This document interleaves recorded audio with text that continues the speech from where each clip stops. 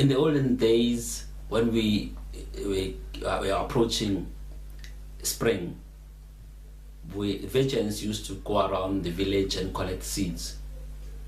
And the virgins, before we get to plant any fruit or vegetable in Africa, the virgins would plant their first seeds.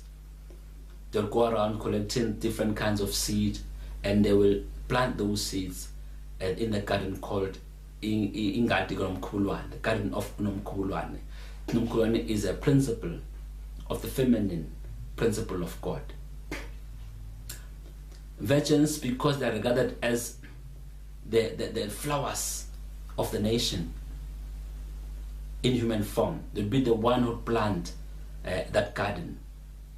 And that garden, the first rains, after the plantation of that garden, will receive the first rains of the spring, and would know that the ancestors and God and Goddess have agreed, they're appreciating us as a nation, because showers of rain are blessings. Then after that, the other plants or farm would be planted. Farms would be planted in different kinds. After the garden of Nomkhulwane has been planted, that garden would not be protected by any wire or fence. It would not be fenced, because it is protected by Nomkhulwane itself as a principle.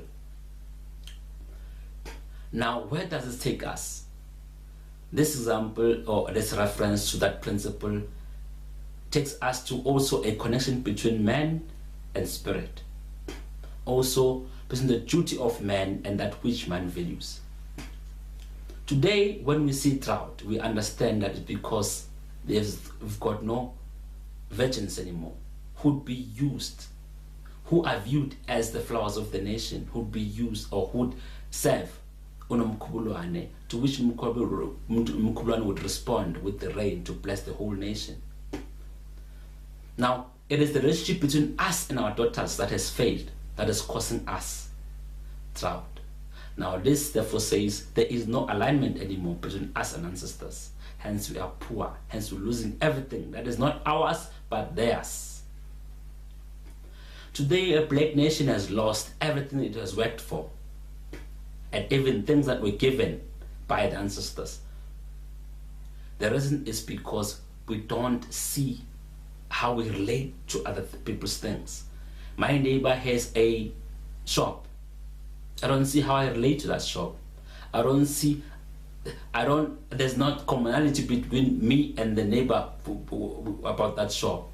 I don't see how it is my responsibility to protect that shop, to work hard that shop. I support that shop sustains itself as a business for our well-being, as to take care of us in the neighborhood. It is connection between the relationship between us and the people around us costs us the alignment with ancestors, because ancestors are looking for the whole nation, and if we don't translate that in this human form, it shows that we have lost an alignment.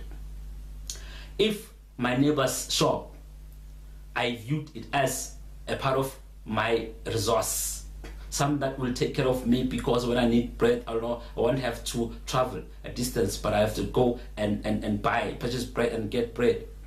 If I don't see the reason as to why I should take care and protect that space, that shop, how do I show the concept of communal ownership?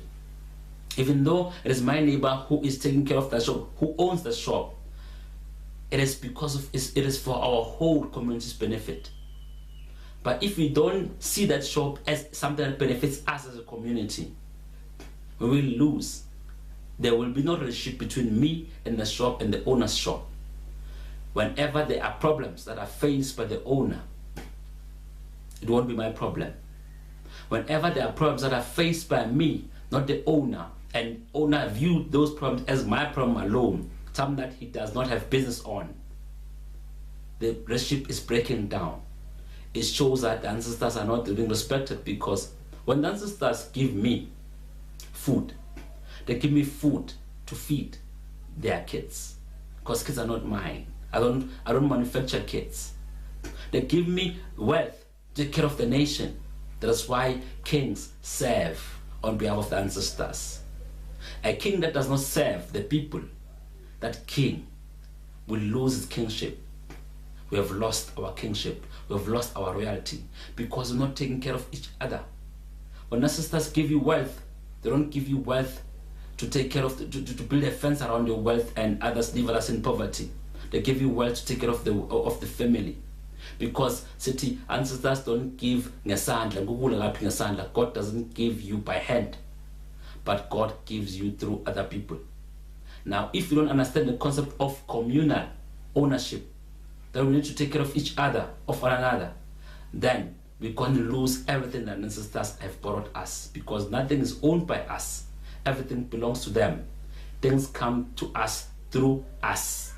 But if things that come to us through us, we don't transfer to other people, they don't go through all of us and centralize, circulate to all of us, and I just stop the flow of things, I'm going to lose those things, because those things don't belong to me. And it's like we were sent to enlighten other people, to enlighten each other, one another, to feed one another, to take care of one another. But once I believe that I need to take care of myself with the wealth, I'm going to lose all that wealth, because it doesn't belong to me. No one comes with any resource. No one comes with anything.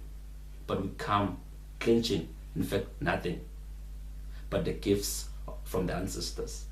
Now, the reason why black people are in this poverty today, where we see other nations are coming and take over economically, it is because black people think they own things individually. There is no individualism in Africa. That is why in colonialism, they came and propagated the divide and rule principle. They know that divided we fall, but united we stand. And we've succumbed to those principles. We've succumbed to those things, to that weakness of divide and rule. Every man is for himself today, but no man is for himself in Africa. Every man is for every man in Africa. Collectivity and socialism used to reign in Africa, not individualism, ruled by capitalism. No, the reason why we're so poor today is because I want to make sure that all the wealth belongs to me. It is for a short time. It won't last long. You may enjoy it today, but you will have to endure the pain of losing it, so that you can remember and understand that it was not yours, hence you will lose it. How do you lose something that belongs to you? That never happens, that is an impossibility. But something that doesn't belong to you, you will lose, because the owner will take it back. So Africa has lost the alignment of the ancestors. That's why we're losing everything that we possessed. Things that never belong to us anyway as individuals, but things that belong to ancestors and to the land of Africa.